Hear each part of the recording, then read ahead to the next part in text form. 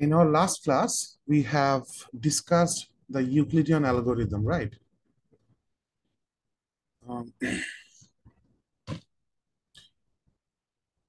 The Euclidean algorithm, and we have discussed the time complexity, and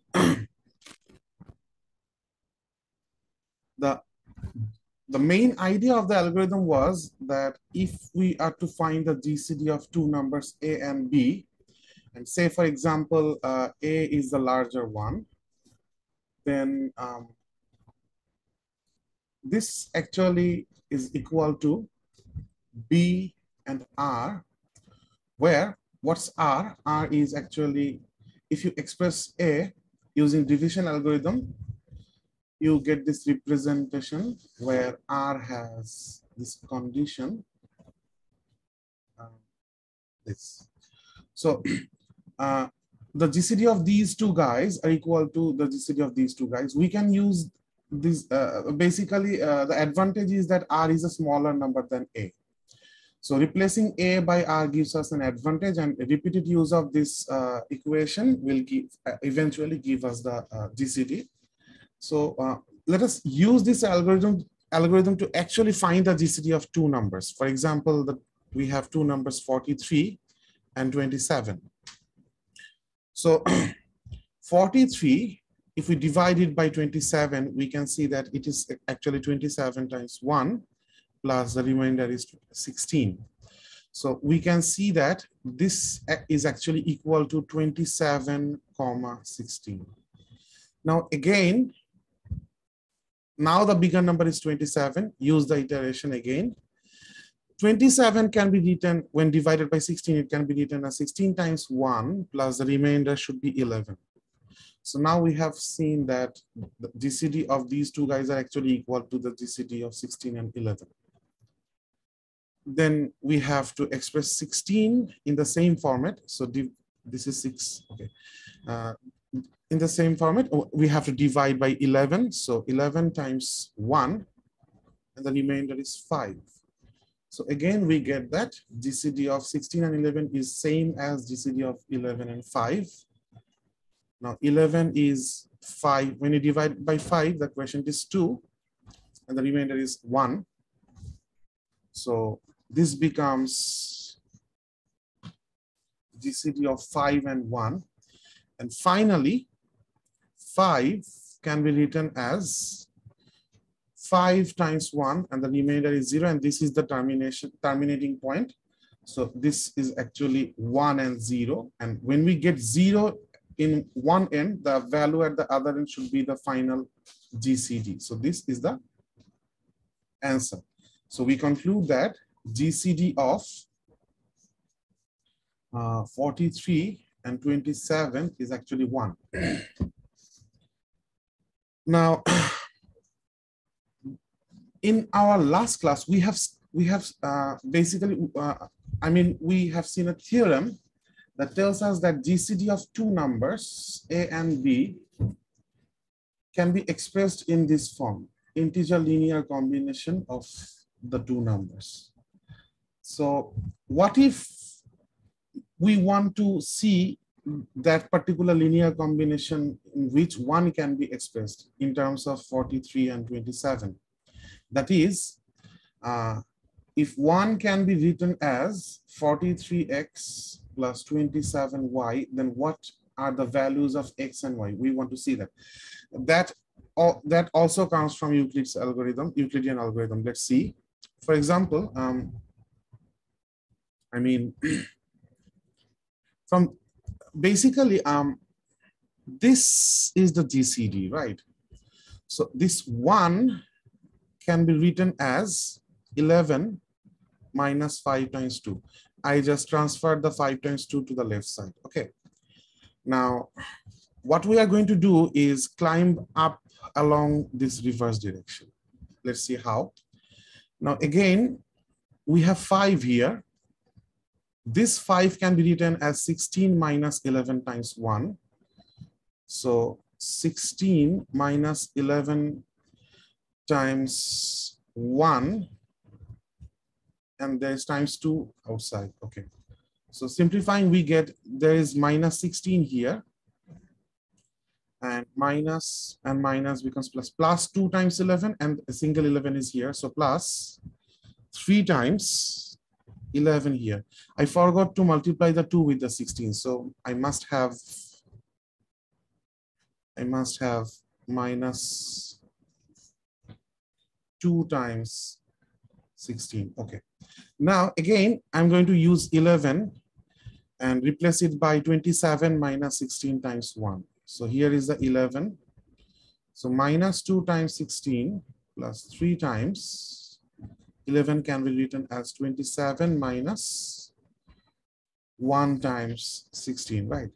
So simplifying, we get basically 3 times 27 here, and minus 2 times 16 minus 3 times, so minus 5 times 16. Okay. Now we are going to just, the final replacement, we are going to replace 16 by 43 minus 27 times 1. So 3 times 27 minus 5 times 16 is going to be replaced by 43 minus 1 times 27. So there is 3 27s here, and minus plus. So 5 27s there. So overall 8 number of 27s, and minus 5 times 43. Okay. So what we have just seen, that 1 can be written like this. So 1 is equal to 8 times 27 plus minus 5 times 43. Now compare with this equation, you get that 8 is our x and minus 5 is our y. So Euclidean algorithm not only gives you the GCD, but also the integer linear combination of the numbers that theoretically you should be able to express the GCD in the integer linear combination. You get that linear combination from the Euclidean algorithm as well in the process as a byproduct actually. Okay. Now, since we are discussing Euclidean algorithm, let's see an application of Euclidean algorithm. We shall see one application of Euclidean algorithm, and that application is in solving Diophantine equations. Okay, some of you are already familiar with Diophantine equations. Diophantine equations are equations in which, for example, x squared plus y squared equals to 25.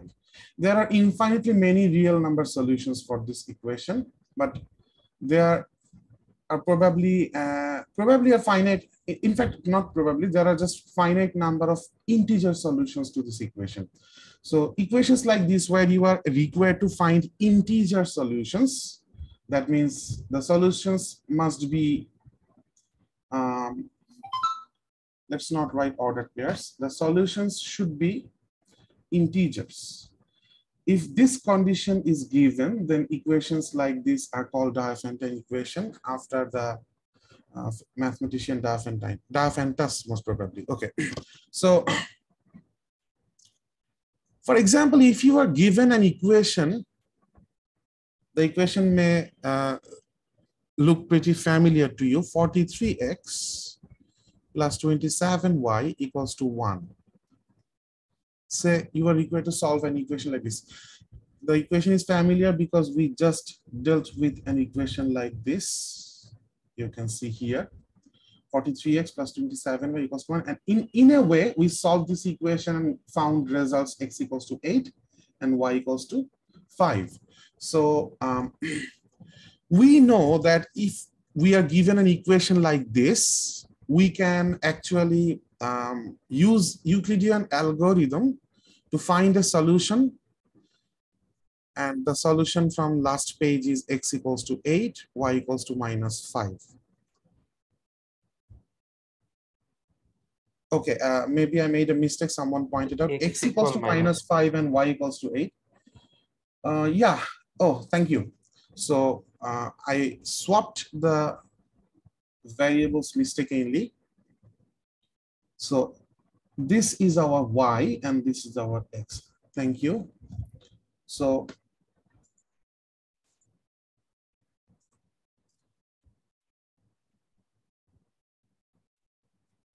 we have x equals to -5 and y equals to 8, if I'm not mistaken again. Okay. Now, let's discuss about the solution for a bit first. Then we shall move back to the original equation and discuss when should we get solutions and when we what are the conditions under which there are solutions for such equations. Okay, equations like these are called linear Diophantine equation. Linear Diophantine equation. So let's discuss about the solution first. We have seen that -5 and 8 satisfy this equation, right? But you should be able to see that, I mean,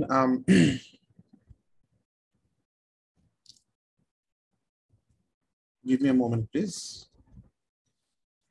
-5 is indeed a solution, and here is 8. 8 is -5 and 8 are solutions. But for example, if I add,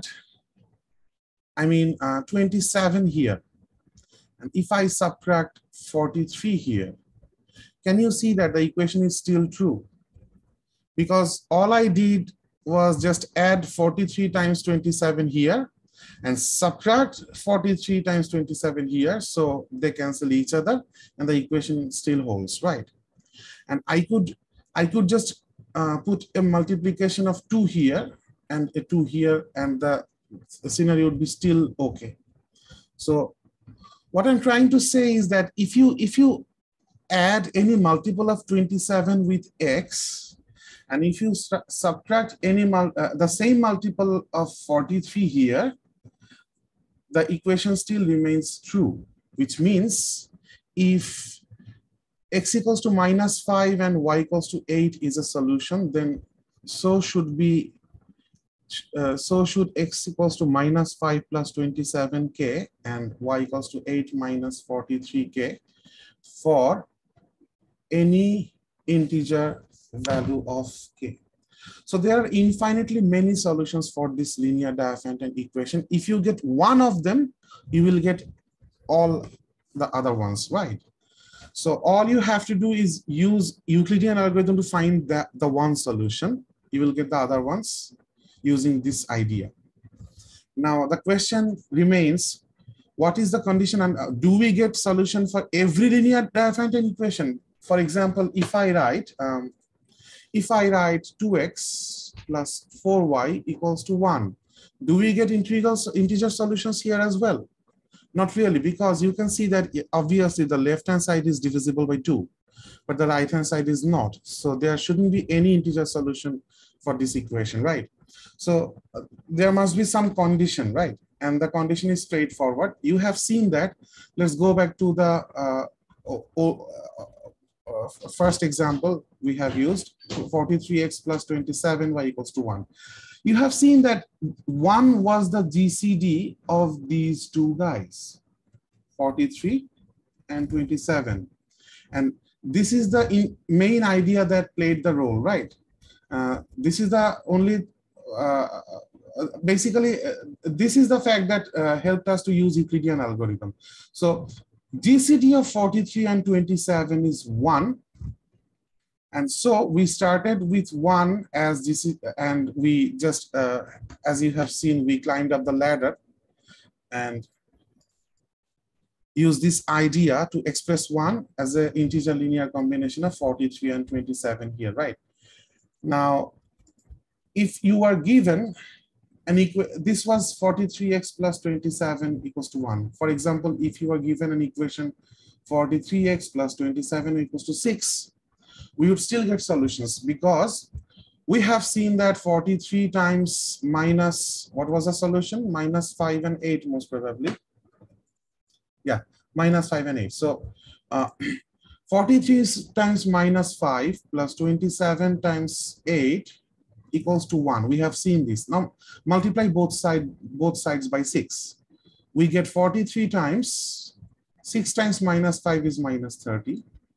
27 times 6 times 8 is 48. And on the right hand side, we get 6.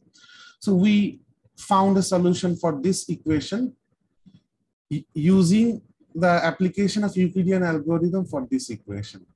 And this happened because 6 is a multiple of 1. So as long as for our equation of the form ax plus by equals to c, as long as GCD of AB divides C, we are fine. We are okay. We are confident to get a solution of this equation using Euclidean algorithm. That means this equation has a solution if the GCD of A and B divides C. But what about the other way around? I mean, can we say that? Can we write if and only if here? Can we say that this equation has a solution if and only if GCD of AB divides C? We can, because if GCD of AB doesn't divide C, which means, for example, let's see here, AX plus BY equals to C.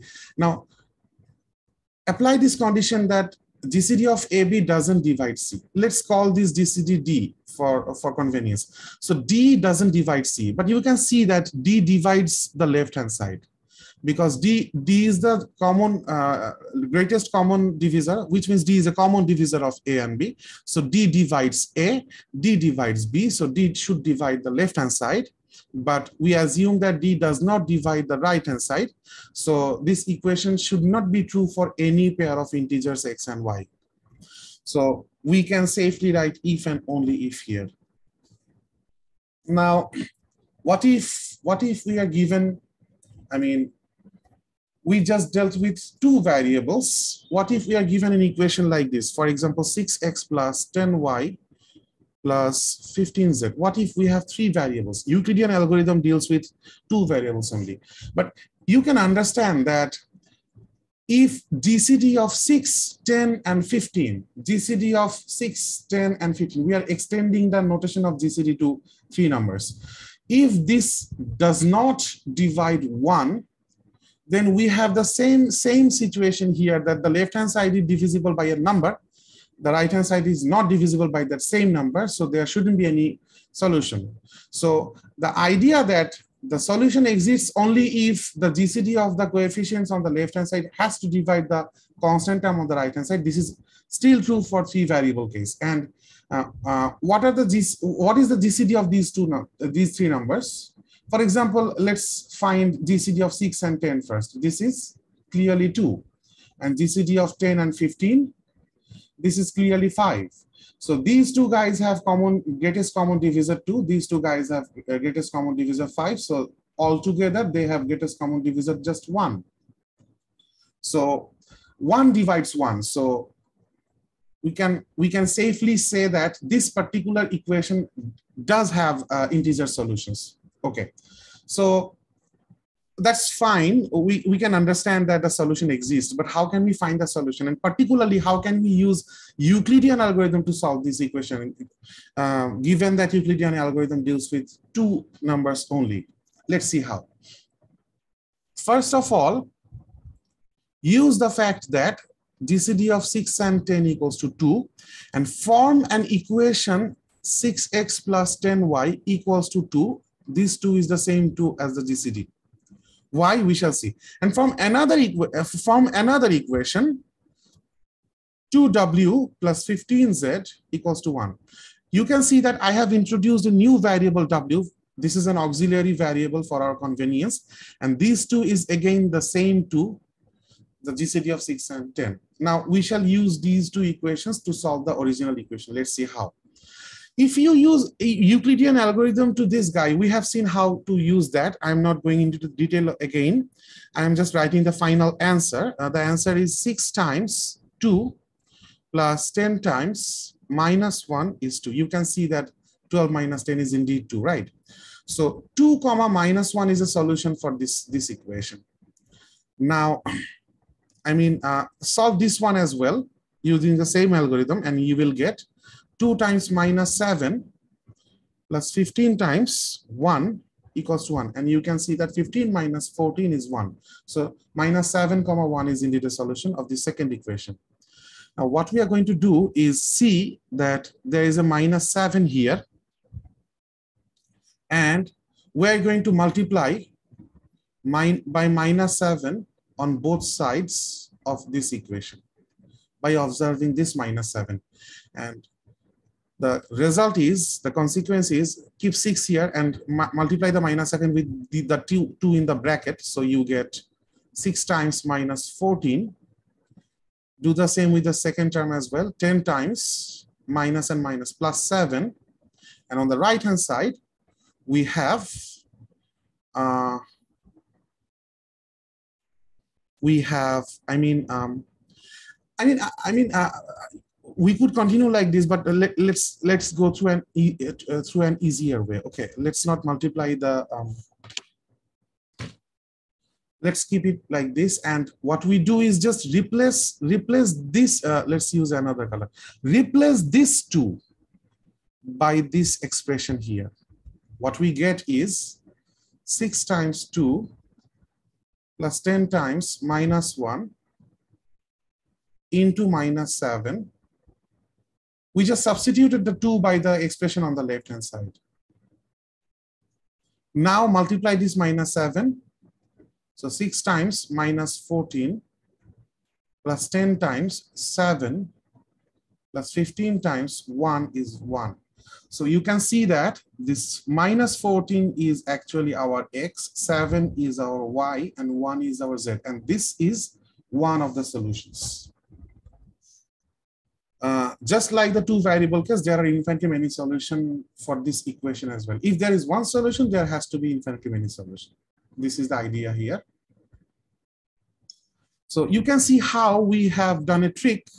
I mean, it was an intelligent step to actually use the 2 variables idea and generalizing it for the 3 variable idea. Basically, we are not really generalizing, I think. We are actually just using the 2 variable trick for the 3 variable case to solve such linear 3 variable Dirac-Newton equations. Now let's concentrate on finding the other solutions.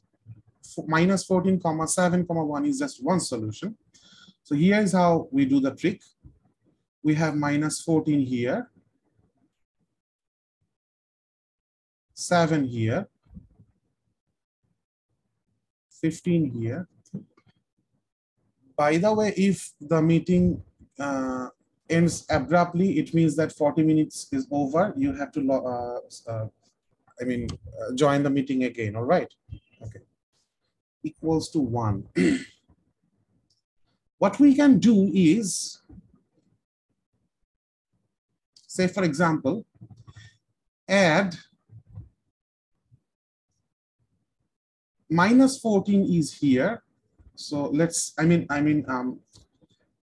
6 is here. So what I'm going to do is add 10 times 15 here.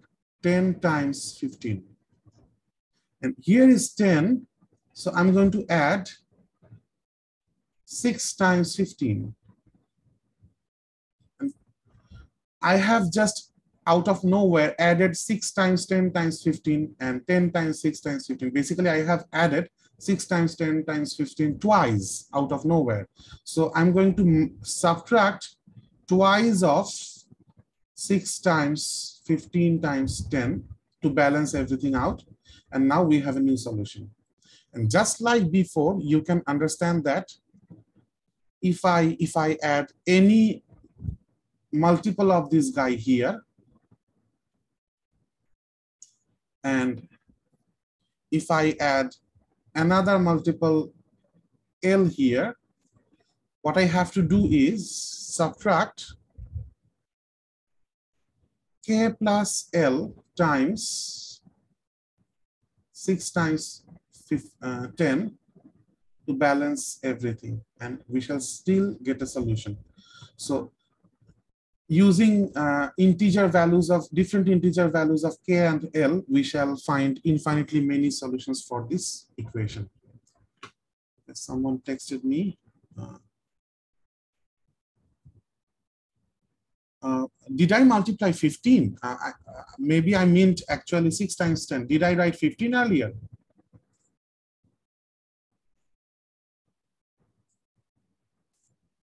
Oh, I see. Okay, thank you.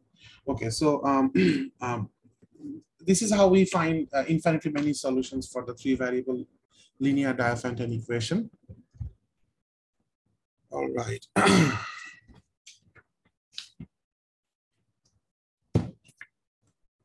The next topic we are going to start is prime number, the most interesting breed of numbers in number theory, prime numbers.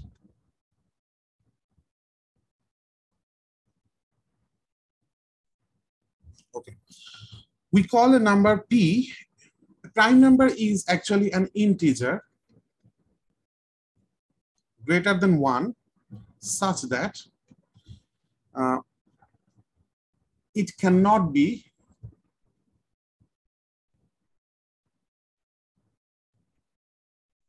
written as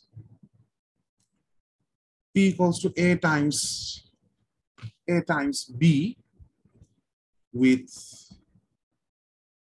AB greater than 1.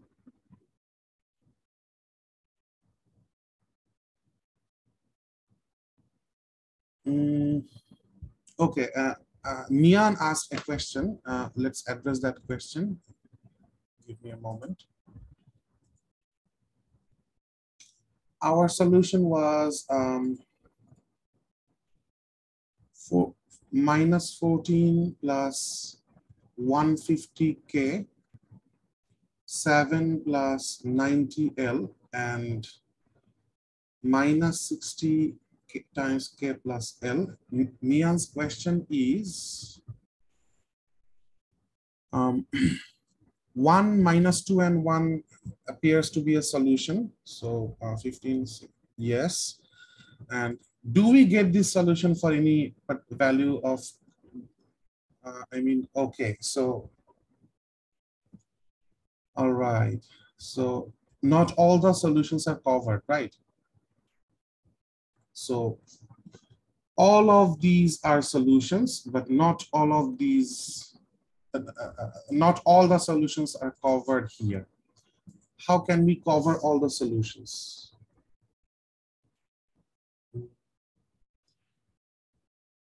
The idea should be to go for the GCD, right? So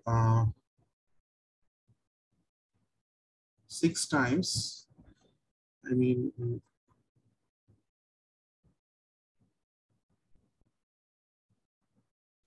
okay, Nian asks, maybe try with other ones. Which other ones? Do you have mic, Nian? You can talk if you want. Our approach was to first consider 6 and 10, right? So we had the Diophantine equation 6 plus 10y equal to 2. Maybe we can We now can try use of 10y. other combinations. That's what you are trying Yeah, to say, right? yeah. All right. Okay. But I think there will still be a situation where we miss out solutions, even if we start with that.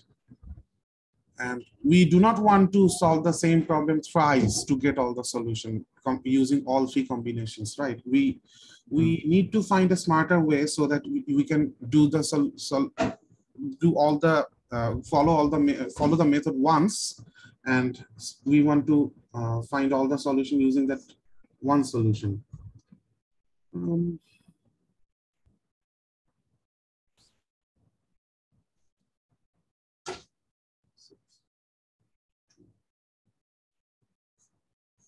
What is the LCM of 6, 10, and 15? This should help. 30, right? So I think I got the solution to the problem you mentioned. So I think adding 150, instead of adding 150, we should, like, yeah. Instead of using both Yeah. 10 and 15 here, if we use the LCM of these three guys, which is 30, right? So we have already 6 here. So if we multiply 5 here, we get 30. Can we use that? Yeah. So that's another way. So here we should multiply by 3. So we get 30K plus 30L. So here we can just write twice of K plus L negative. And does this cover all the solution? This is a question. So we can write 5 here, we can write 3 here and 2 here. I mean 1 minus this. Okay, so your solution was 1 minus 2 and 1, right, Nian? Yes. So can we get the solution from the new expressions? 5K minus 14 equals to 1 means K equals to actually 3. And 7 plus 3L equals to minus 2 means 3L equals to minus 9. So L equals to minus 3 probably. So K plus L is 0. All right, I think this covers everything. So we have to consider the LCM of. We have to consider the LCM to get all the solutions. If we are not happy with just solutions. Okay. Okay, let's move on to the topic of prime numbers. All right.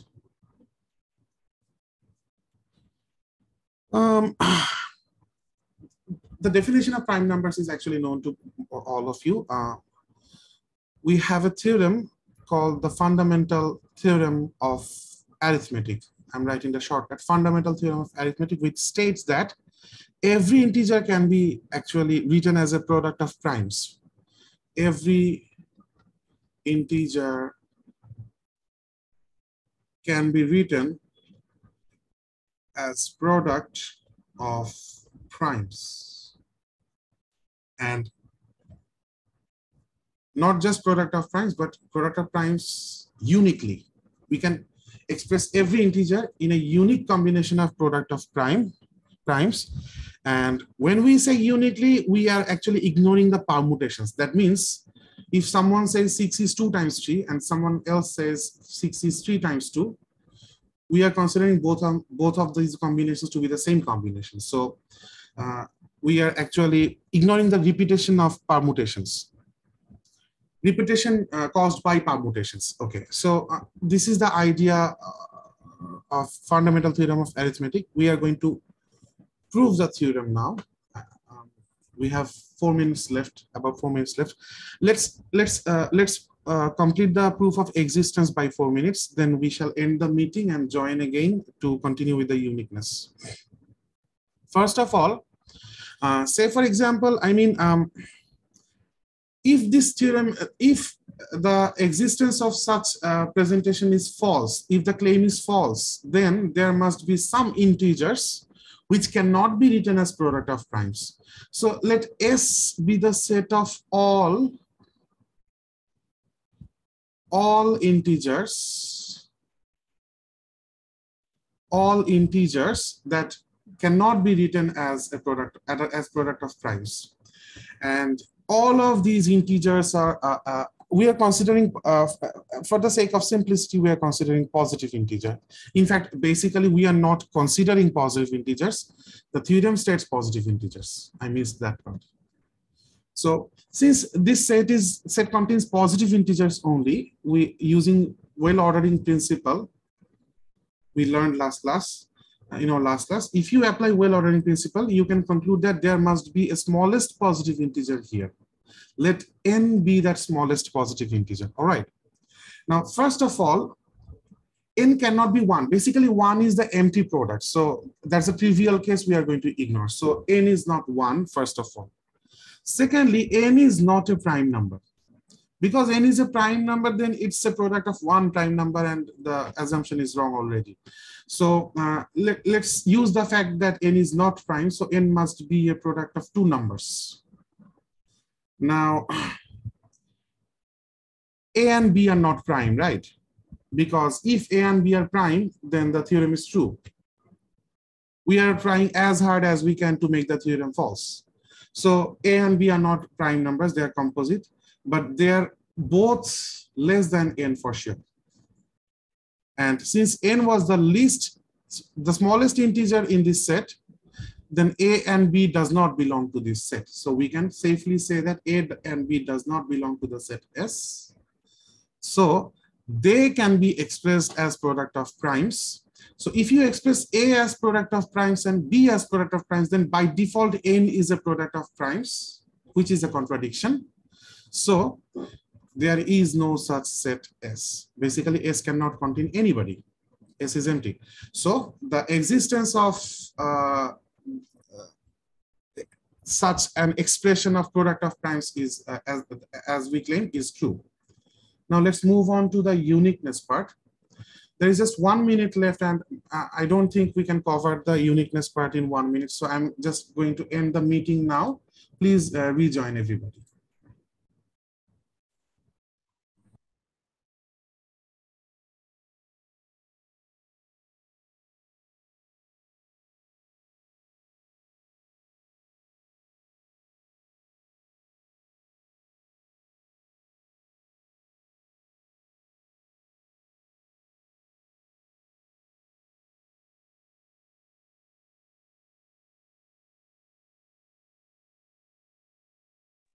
I think you're muted. Oh, I'm extremely sorry. What I said is that we are going to move on to the proof of uniqueness part now. And by uniqueness, we mean that if 6 is a number, there is just one presentation like this. And 3 times 2 and 2 times 3 are being considered same. So there is just one way we can express a number in product of primes. And before we prove that part, we are going to use a lemma. So let's state that lemma first and prove that lemma first, and then we shall move on to the uniqueness part. And the lemma says that if P is a prime and P divides A times B, oh, not and. If P is a prime, I mean, it was correct, and P divides A times B, then P divides A or P divides B. Intuitively, this is straightforward, right? But we still have to prove it because we are doing a math course. So proof is the most integral part of this course. So for example, we are going to use contradiction, all right? So in the proof, first of all, let's assume P does not divide A. And let G equals to the GCD of P and A. Now, there are, basically, P is a prime number, right? So there are two possibilities. P divides A and P does not divide A. It will either rain or it will not rain. So there are just two possibilities. So if P divides A, then what is G? If A is a multiple of P, and P is a prime, of course, then the GCD is straightforward, it's P. If P doesn't divide A, then G is straightforward, it's 1. So G is either P or 1. But you can understand that G can never be P. This is not going to happen. Why? Because we assume that P does not divide A, and G being the common divisor of P and A, G definitely divides A. So G can never be equal to P because P doesn't divide A. So the only possibility is that G is equals to 1. Now we have basically learned a corollary in our last class. And that corollary was that, let's write it in this box here. If A and M has GCD, I'm sorry, not this one. If C divides AB and C and A has GCD 1, then C must divide B. Because C cannot divide A, it has to divide B, right? So we are going to use this one. Here, the GCD of G is 1. That means the GCD of P and A is 1, and P does not divide A. Therefore, P must divide B. So if this is false, this must be true, and vice versa. So P must divide at least one of the two guys, A and B. Now, this lemma can be generalized if you have a situation like this, A1, A2, A3, up to AK, then either P divides, I mean, the idea is this implies P divides AI for at least one value of I between 1 and K, right? So this idea can be generalized to this guy. Now, I think now we can safely move on to the proof of our uniqueness part. Okay, so basically, I think you can understand that I'm going to, it's straightforward to use contradiction, right? Let's assume that uniqueness is not true for our situation. So a number n, maybe there are two possible expressions, representations in product of primes. One is P1 times P2 times up to, say, for example, PR. And another is, say, for example, Q1 times Q2 times up to QS. And all the PIs and QIs are actually prime numbers. Now, what do we need to show? We need to show that we should also write the powers, like P1 to the alpha 1. I mean, okay, basically what I'm doing is I'm writing 12 as 2 times 2 times 3. This is what I'm doing. They are not necessarily distinct. I see. Okay, so what we need to prove that,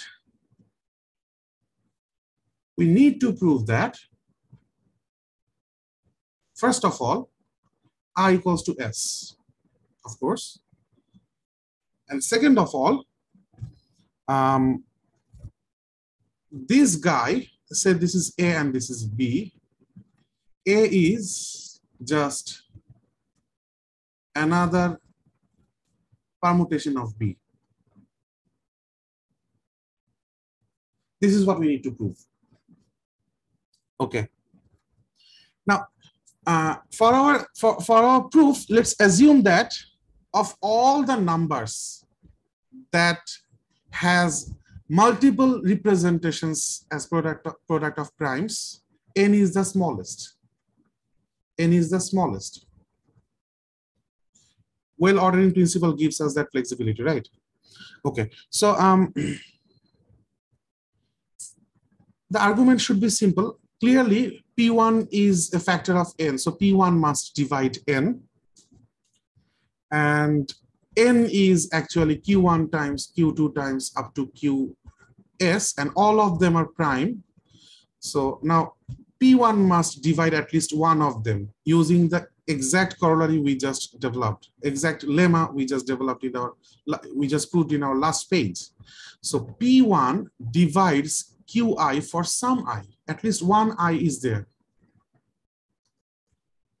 Now, both P1 and Qi are primes. So if one prime divides another, there is just one, and both are positive primes, right?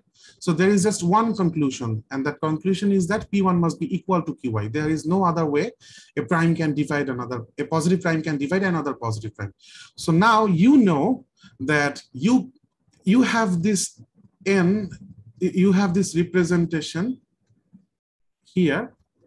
And also you have Q1, Q2 up to maybe some Qi minus 1, Qi plus 1, and so on up to Qs. So now you can see that I can cancel P1 and Qi here because they are equal, which leaves us to these guys and these guys and these guys. So let's write the equation. P2 up to PR, Q1 up to Qi minus 1, then jumping to Qi plus 1, and then Qs.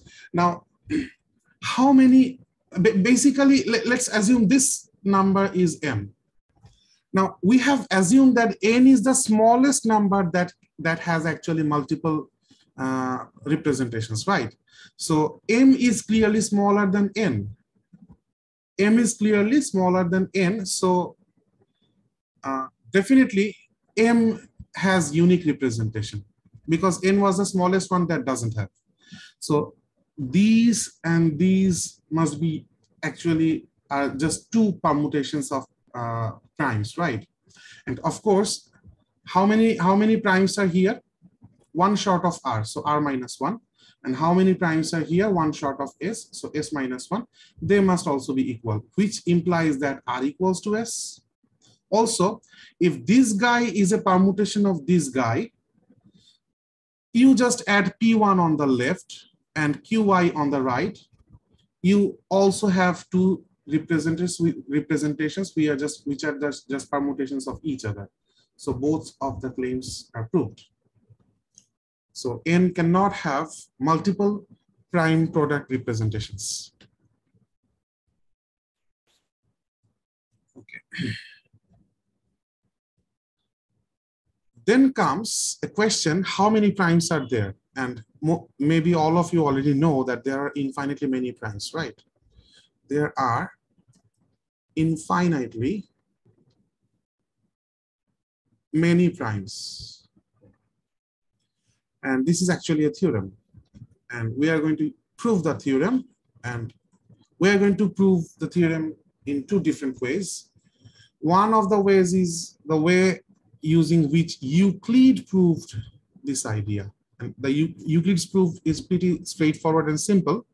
Say, for example, the number of primes is finite. We are going to use contradiction. Okay.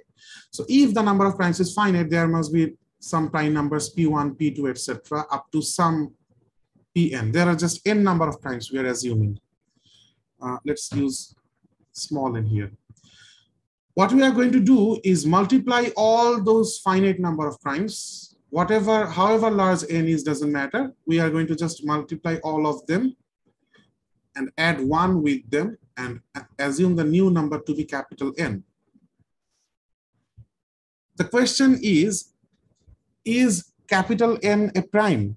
The answer should be no, because all the primes are here. And n, capital N is clearly greater than all of them. So there shouldn't be any prime greater than this guy, because this was the last prime number. So n is not a prime. So n must be a composite, right? If n is a composite, then by definition there exists a prime number p that divides n. There exists a prime number p that divides n. Now, we are going to discuss about this p later. For now, let's pause here and move on to a subtopic. And that subtopic is, we are out of nowhere, we got interested in finding the GCD of pi and n. What is the GCD of pi and n? Okay, n is p1, p2, somewhere there is pi, pn plus 1. Now let's use Euclidean algorithm for finding GCD. This guy, if we divide by pi, we get remainder 1. So this guy is going to be replaced by just 1.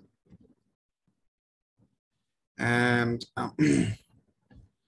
GCD of any number and 1 is clearly just 1.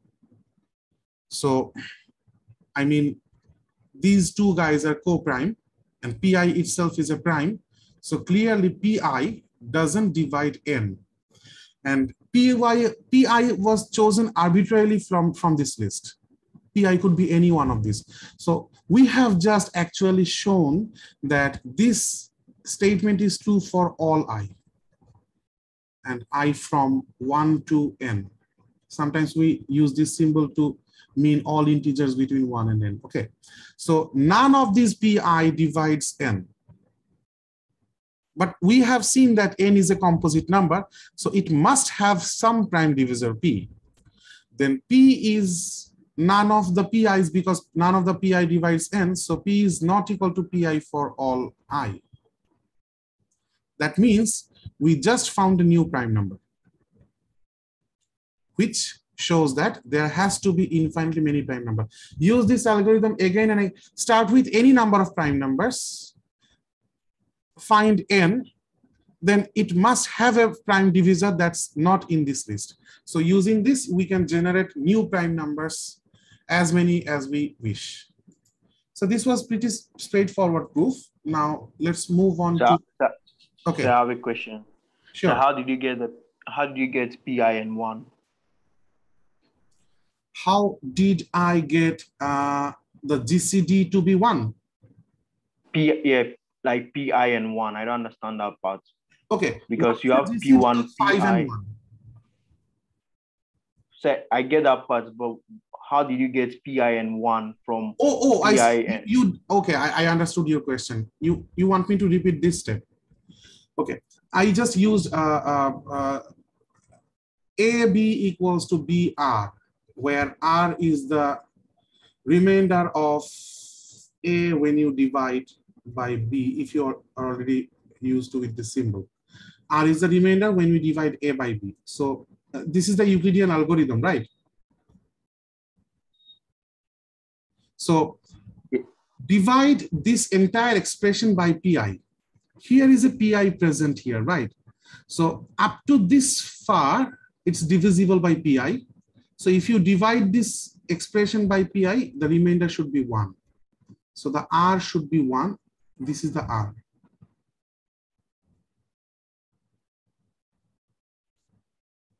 Do you get the idea? Yes, sir. All right, okay.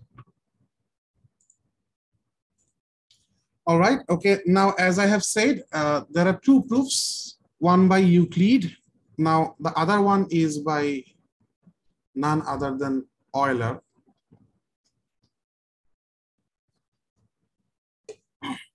Okay, so how did Euler approach? This approach was interesting. Basically, we already have a proof. So there is no point showing another proof, but this proof basically involves a pretty interesting idea. That is why I'm going to show the proof. First of all, assume that number of primes is finite. Maybe Pm is the largest prime. So there are finitely many primes, P1, P2, P3 up to Pm. What Euler did is he made an interesting product. I mean, product stands product can be should be expressed by P, but P is already being used as prime here, so you're going to use S here. So 1 plus 1 over P1 plus 1 over P2, P1 square, 1 over P1 cube up to infinity. This expression is made by using the first prime number P1. Now let's use the second one. 1 plus 1 by P2, 1 by P2 square, etc. And use up all the prime numbers up to Pm. So this is a product. And you can see that using the formula of AP, the GP formula, summation of A r to the power n minus 1 equals to A by 1 minus R. We shall use this formula to simplify the expressions. The first one should be 1 by 1 minus 1 over P1. The second one should be 1 by 1 minus 1 over P2, etc. And the last one should be 1 by 1 minus 1 over Pm. Now, you can see that this is just a finite, number, right? P1 is the first prime number. Putting the prime number here will give you a finite number. This is also a finite number. All of the individual products are finite numbers. So you are just multiplying finitely many finite numbers. So the overall product must also be finite. Okay. Now,